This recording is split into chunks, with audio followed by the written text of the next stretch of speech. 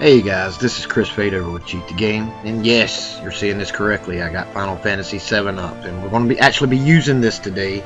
I'm going to show you how to bend the game's rules to your desires, and sometimes game mechanics go by certain rules.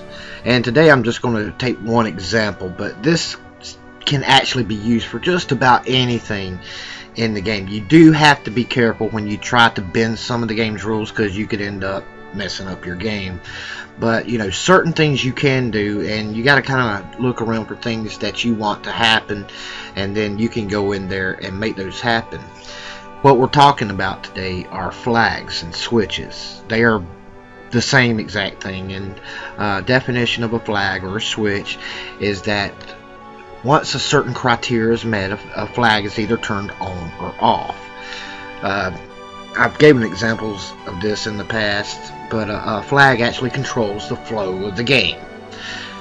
For example, what we're going to be doing here is a save anywhere. I know you've seen that in older style games and even newer games, that you have to be at a certain location before you're allowed to save your game.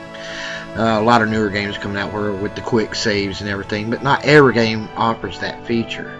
So what happens when you're just out there in the real map, or the real world map, and you're running out of potions and everything, and you need to hurry back, you gotta find that save point, and well, we want to be able to just bring up that save menu and save no matter where we are in the game. Well, things like that are controlled by flags. When you go to, like in this game here, when you go to that little question mark that's circling around, that's the save point location. You can go there and stand on it, and then it allows you to save your game. When you go stand on it, it's turning a flag on to say, okay, we'll turn the save flag on, he can save here. When you step off that little circling question mark, that flag turns back off again. The computer says, okay, he's no longer standing on that flag. It's been programmed in here that he cannot save unless he's standing there. So we want to bend the rules of this game to allow us to save anywhere we want. So we got to do this by doing two different things.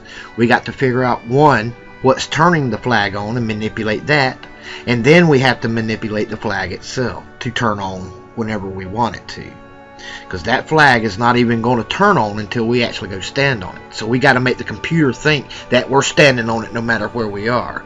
So that's actually two different processes we have to manipulate, and that's what we're going to do. And hopefully you can take something out of this, because you can apply it to all kind of situations. Also, like a certain event happens at a certain time of day.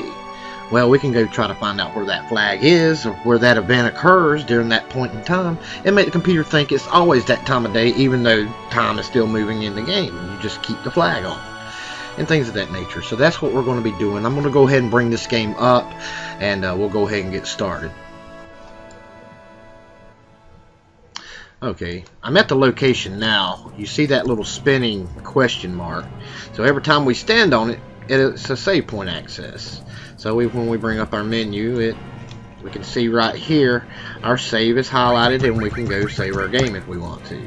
Save and save. I'll just go ahead and save slot 1. There we go. But yet, when we step off of it, when we go back to it, we can't save anymore. That flag is turned off. No matter what we do, we cannot save. So we're going to manipulate that rule of the game and have that flag turn on whenever we want it and stay on whenever we want it to. So we're going to do that with Cheat Engine, and we're going to go ahead and get started. So the first and foremost thing that you have to do is find the value of that flag. A flag is turning off or on every single time we step on or off of it, and so that's using two different variables as its on and off switch. Most of the time it's 0 and 1, but it can be other values as well. But that's what we need to find, and when we don't know exactly what number we're looking for, we have no choice but to use all and unknown value search. And that's what we're going to do. So we're going to go ahead, we're off of it now, so we know that it's off. Okay, and we don't know if the flag is up or down that turns it on or off, so we're just going to have to do changed and unchanged values, but we'll find it relatively quick. So let's just go ahead. We already got it searched for when we are off of it. So we know the flag is now off. We want to turn the flag on. So let's go back over here, turn the flag on. We know the flag's on. And we're not going to go check the menu every time, but we can see if we went and checked, the flag is now back on, we can save our game. Alright, so we're just going to go over here and put changed value. Oops, I'm so sorry, I forgot to attach it to the damn game. Hang on. Let's try this one more time. Alright, we'll just start a new one with it being on. It don't really matter how you start it, as long as it's always the opposite. Something ain't right here. Am I choosing the... Oh, I didn't even choose the right game. No wonder it wasn't doing right. My bad. Yeah, that's okay. That's Final Fantasy. Let's go ahead and start that again.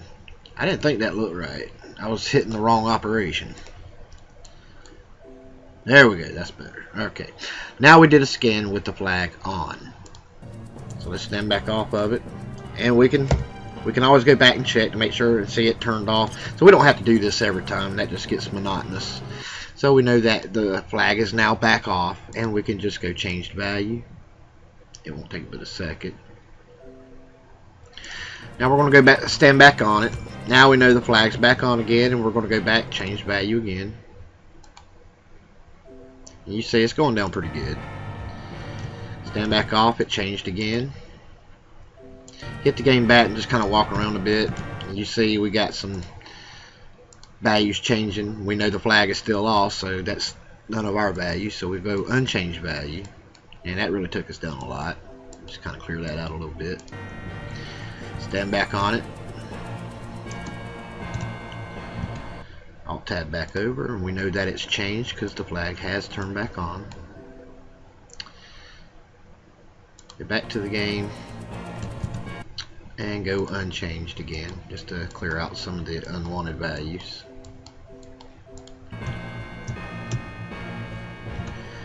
And it's changed again, and I'm just going to keep doing this back and forth until I find that flag value. So I'm going to cut it here, so you know it gets a little monotonous, and that's all I'm doing is what you just saw over and over and over again until I get to some values. And just to let you know what I'm looking for low type values. It doesn't necessarily have to be low. No, it doesn't. It could be anything, but usually I find it's around 0 is either on or off or something like that, and usually I find it in that area. But let me get to find it, and I'll be back with you. Thank you guys, welcome back. And I know no time has passed for you, but about 5 minutes have passed for me, and I finally located the flag address by just doing exactly what we were doing, just over and over and over again until I weeded it down to this. Now these older style games like Final Fantasy, old 16-bit games, they basically run off static addresses. Now these newer games today do not. Static address is the base address that always stays the same. It never changes, it never code shifts. And but newer games today, you have to find pointers to find these static addresses. So that's another good thing about using these old style games there, because once you find a static address, that's all you really need. You don't need to go write scripts for it unless you just want to, because they'll always be the same every time you load up your game. So, but I have determined that when we're standing on that question mark, the flag turns on to allow us to save our game. It's a 0. Okay. When we stand back off of it, that flag will turn off, and it turns off with the value of 3. And you can see our save is off. And we can test that theory by going in here and turning this flag on. It'll let us. And you see our save turned on, and we're not standing on that save spot. So we can go in there and manipulate that. Now, like I say, most of the time you're not going to find static addresses, and in these newer 64-bit games, you're not really going to find pointers worth of hell. So you're going to have to go in there and script it out. So that's what we're going to do. We're going to pretend like we cannot find the static address, we cannot find the pointer, and we're going to have to go in there and script it out. So we're going to first and foremost, we need to find out what writes to this address. And we want to find it two ways. It could be two different locations that it's writing to it on. So we want to make sure that we get both locations if that be the case. So let's go ahead and get back into the game here. Go stand on it. Alright, we got one location. Now let's turn the flag back off again. And it turned the flag back off at that same location, 1 and 2. So we know that this particular opcode is just turning the flag on and off. This DL is putting the 0 or the 3 into our main address here, our static address, which is EAX plus this offset, which is a pretty big offset, but it's going directly to a static address. That's why. So let's go up here. Now, some things we have to consider when doing this is this flag is only turning on. It's only going to this address when we actually stand on the question mark and when we move off of it. Any other time, it's not accessing this at all. Okay? So, even to manipulate this code, yeah, we do need to manipulate it, because once we turn it on, we want it to stay on, and this is how we keep it staying on. Just keep it writing 0 in there over and over and over again. Anytime the game accesses this opcode, it's going to read 0 every single time. But it only accesses it, like I said, it's when we stand on that save point and when we stand off of it. So we're also going to have to manipulate it to where it thinks we're standing on it all the time, and we can't do it just by manipulating this. But first and foremost, let's just go ahead and manipulate this. We found this. Let's get that out of the way. We can go ahead and have DL writing 0 to that address all the time. That'll take care of that one particular step. Okay, so what we want to do here is I'm going to go ahead and use an AOB injection. We're going to label this as save 1, and this will be allocated memory, and we only need about 100 here. So what I want to do is, you can do this a multitude of ways. I personally like to have something move, or move the 0 into that and let that go ahead and continue to move that in there. Sometimes it can save you some problems later on. It don't really matter if you want to go take that out and just put 0s in there. Now, that will work too. Sometimes it could cause you problems if other codes are bouncing off that same code, but don't really matter here. So let's just go ahead and do that. And we're going to put move DL. And remember, whatever's on the left side of the comma, whatever's on the right side is what we're moving into that. Okay, so it works from right to left instead of left to right. Okay, and we're just going to move 0. So it's moving 0 into DL. Remember, it moves whatever's on the right side into whatever's on the left side. If you had add here, it's going to add whatever's on the right side to whatever the value is on the left side. You get my drift? And subtract and all that other stuff too. So it's going to move 0 into DL, and it's going to move, DL is now 0, and it's going to move that 0 into here and keep us at 0. In essence, keeping the flag on once it's turned on. Okay, once it's turned on, it'll stay on with this. However, if we're out in the wilderness or out in the real world map and we're not near a save point and it's already off, it's not, that code is not going to be activated until we actually go find a save point location. So what's the point in having it if we still got to go find one to keep it on? We want to be able to turn it on and save anywhere, wherever we are, without this even existing in the game. So we have to automatically turn the flag on. So we know that this will keep it on, and we can go test that. Let's go ahead and save this to the table. Alright, like so. And see, if we turn it on right now, we turn it on right this second, it's still off because we haven't turned the flag on. It has not accessed that code that we manipulated. Alright, but oops, my bad. But when we go over to that location, we turn it on, we can go back and see that, yes, it is on, and step back off of it, it stays on. But see, we had to go find a save point location for that code to be any good. And we don't want that. We want to be able to do it anywhere we are. So we're going to have to modify a new code. Now there's several ways you can go about this too. This is not written in stone. This is a particular method I like to use in these newer games. Now I just want to break this into two parts here. If you can find a stable pointer, okay, if you do find a stable pointer that goes to a static address, you can do it this way.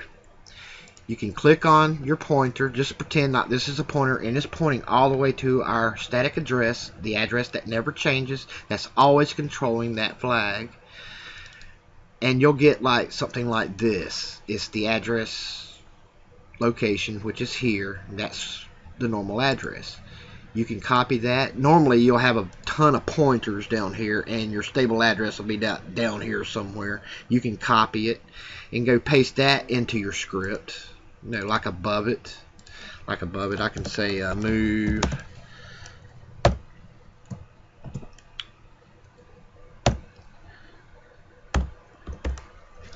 like that, and it moves it in there. However, it's not going to work here because it's not going to go to this location until we actually step on it, so that's not going to work here. But I'm just saying, if you can find a pointer, you can go manipulate it, possibly with the Lewis script or write process memory or something like that, which we'll get into on a later date. I'm not going to confuse anybody. But what we need to do is we need to manipulate the byte itself. The byte that is writing that script. And the way we do that is we click on the address. Don't matter if it's a pointer or not. Just click on the address, and we're going to go to browse this memory region. And what we're looking at is this down here. If you see that address, it's the same address as this right here. And that's our value right here. If I was to change that to 03, you see that changed to 03 also. So that turned the flag off. Oops. Let me exit that out. So if we go back in there, you can see the flag went off. We go back over to that same location and make it 0.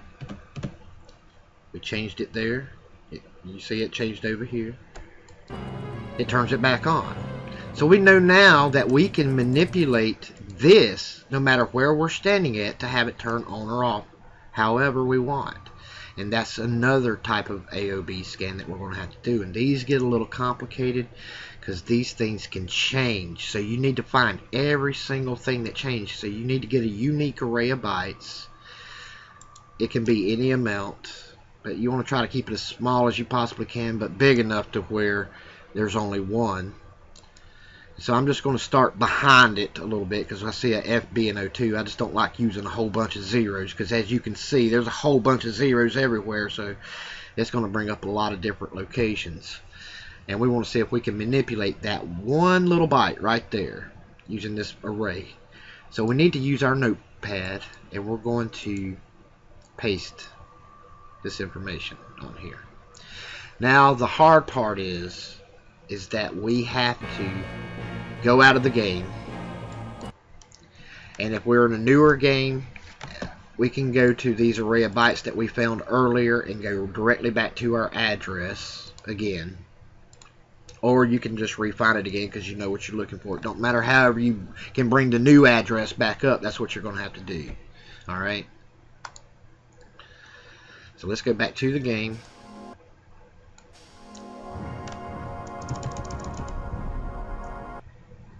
And we're going to match continue because that's where I saved. Alright. Let's just get back off of it. Now I know it's the same address because it... Bear with me a second here. Because it's a static address. It's a green address. That means static. That means that address never changes. It's always controlling that flag. But in these newer games, you'll probably have to go find the address again or go scan those array of bytes and find it that way. We'll get into stuff like that later. But we see here, it takes us back to our same location. And we want to rescan this location. You know, I just kind of screwed myself. First, when you do it the first time, you actually want to do an array of bytes scan to make sure that it finds just one and not several. And you see that it does. And you want to put that back in here and see anything that's changed. You see here, this is actually the byte we're trying to manipulate, and I just clicked off of it like an idiot. Let me highlight that again. You see that byte 03? That's actually the flag that we're trying to change. You see that's when it's on, that's when it's off. So we know that's going to change all the time, so regardless of where we are, that's a change in byte value. So we need to go in there and put 2 question marks. And then we want to go and see if there's anything else that's changed in here. And for right now, it doesn't look like anything has, so great. We've loaded up our game twice. Nothing else has changed. It only finds one address when it scans for this array of bytes. So for right now, we know that's a good address. So what we need to do is we want to combine this with a new array of bytes scan. And I'm going to show you how to do that. I'll also show you how to do this on my Alan Wake video. That's why I'm not going to go into detail about it. But this is just to manipulate a byte. So we're going to auto assemble. You can put AOB injection down here if you want to. We're going to label a different name than the other one because we're going to combine them. We're just going to call that save 2. And get rid of this. Now we're not allocating memory for this because we're just manipulating the byte directly. So we're not going to really inject any type of code. So we don't need a module scan. We just need just a regular AOB scan, which all it's going to do is just scan just array of bytes, period. It's not, we don't need it to allocate any new memory. We don't need none of this stuff. None of this is relevant to what we're doing. Just go down here to here and get rid of this. We're just going to make a whole new code. That's not even the code we want anyway. So, and I'll show you what we're doing.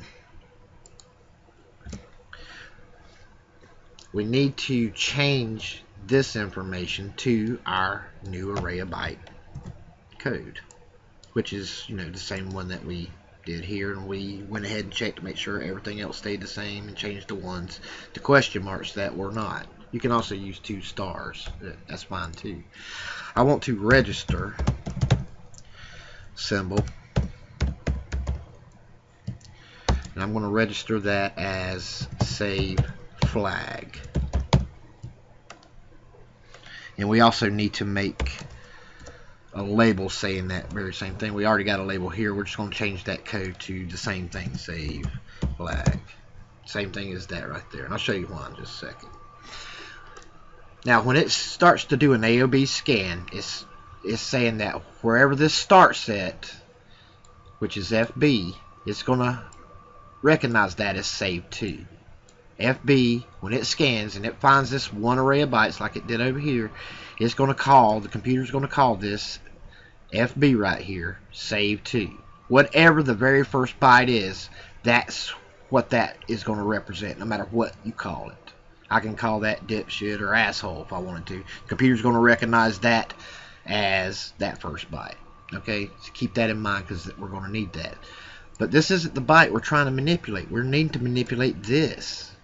That byte is this flag right here. We need to manipulate that byte. You see the scan starts here. It's recognizing that as save 2. And we're going to make it recognize this as the save flag. That's why we registered that symbol and label. We want it to see that as the save flag. And I'll show you how we do that. So we need to teach it where that flag is. So we start with save 2 location. So we're telling the computer we want to start at that save 2 location. It'll say OK. It starts right here. We want you to go to the byte we want to manipulate, which is, it starts here. We want you to go over 1, 2, 3 spaces to here. So what do? It's that first byte plus, oops, my bad, plus 3. So it starts here and it comes down here and reads this. I need to start here. We know that my save 2 is this here because that's what he wants to call it. But he don't want that byte manipulated. He wants me to go over 1, 2, 3 bytes over. That's what we're going to, that byte we're going to call save flag that we just registered. Okay, so this byte here is now called save flag. This teaches the computer where to go. This is where we call the location that it's going. And what do we want to do? We want to make sure that it is 0. So every time we click the button, it's going to go here, scan it. It's going to find just one array of byte, and it's going to start here and say OK. And it's going to come down here to our instruction. It says OK, he wants me to go 3 over. What does he want me to do with this unknown byte value here? He wants me to define that byte as a 0. So the computer's just going to write a 0 there when we turn the flag on. Now it's only going to do it once. Okay?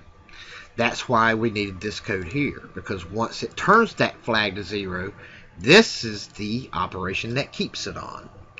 In essence, we taught the computer that we're always standing on the question mark. It's like the question mark's following us everywhere we're going, almost. Okay? We need a way to turn it back off, so all we really need to do is we just need to define the byte at the save flag location that we've already taught the computer where it was by doing this, so it knows where save flag is now, so we don't need the other, and just define the byte back to what it originally was, which is 03. That turns it back off. And that's all you really need for this, and we can go ahead and combine this with our other code. Alright? As long as we don't have any of the labels the same as this. If we did have something like code or something, name something code, then we'd have to label it like code 1 or code A or something. You know, just to make it different. That way we can combine these two scripts. I show you how to do this on my Alan Wake video. Please go take a look at it if you don't know how to combine scripts. And I'm going to put this above it because I want it to... I just like keeping things in order, and it just helps me. And this will turn the flag on, so it'll do this first, turn the flag on, then it'll worry about doing this second. So, crap! I forgot the label. All right, let's go ahead and put our label over here, which that's fine. And now I'm just going to put this over here. And I'm going to go over this kind of slowly just so you can see what's going on, because I know right now it's looking like mosh to you. But I will explain everything, I promise. You know, I should have went... there's one thing I forgot to do. I'm so sorry. Always unregister your symbol as a disable function also. If not, it'll still stay that way. Unregister symbol. That's the command for it. Register symbol and unregister symbol, and we want to unregister that save flag. Okay. So now that's more proper. It would still turn it off, but it would still be calling that location save flag. So you know, it's best just to go ahead and turn that off as well. That way when you turn it back on, that way there's no kind of confusion for the computer, no kind of confusion for you, and it'll just turn that off. We don't need this mosh down here. Okay, so we did two different processes and we combined them into one process, and this is what's going to happen. When we go turn this code on now, it's going to come here and it's going to see this command. It says, okay, I need to scan for this array of bytes. Which array do I need to scan? This whole string. It scans for it just like it did here, and it comes up with one address, and it will go to that address, which is right here. I don't know why it keeps doing that, which is right here. And it'll start, boom, it'll find that address right here. That's where it's going to start at, because that's what we labeled it as. Okay, so it starts here, same as right here. Alright, so what does he need me to do? Okay, he wants me to register a symbol of save flag. Okay, I'll register that for him. He wants me to register a label. Okay, and registered that also. So what does he need me to do? He wants me to start at the save to location, which is right here. He wants me to go 3 over, so that's not the byte he's wanting. So I'm going to go 1, 2, 3 over. And what does he want me to do with that byte? Oh, he's calling that the save flag. So he's calling that byte save flag. That's cool. What does he want me to do? He wants me to define that particular byte as a 0. So it's going to write 0, 0. Okay, you with me? Let me get rid of that one. Let me bring the other one back up. And that's what it just did right here. It's going to do this. It's going to go down to our save to location. It's going to see that, and it's going to perform that function. It's not really going to do anything with this yet because it's going to scan for it. It's going to come up here and scan for this module. It'll probably do both together. That's why we can put them together. It's actually going to do both of these together, and it's going to allocate that new memory slot. It's going to say, okay, we need to inject a different code into here. So it's going to scan for that array of bytes, which is this code here, right there. It's going to put it in a new location. It's registered our codes, and it's going to jump to here. It says, okay, there's nothing in new mem, so I can just go on down to code. What does he want me to do? He wants me to keep moving 0 into this address that recognizes it as being on or off. So he wants me to keep it recognizing as always staying on. So this one here is turning the flag on. This one here is keeping that flag on, because it's not going to continuously write 0 with this code here. It's going to continuously write 0 to this one here, but it won't write it until it's been manipulated. You got me? You feel me on this?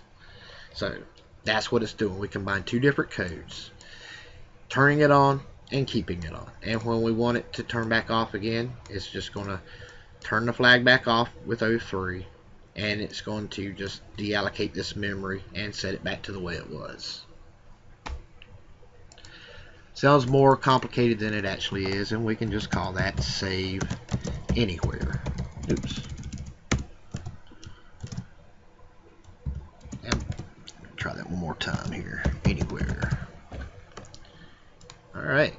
So when we're actually in the game, we go back to our screen. We see that's off. All we gotta do is turn our code on. We turn it on. Boom.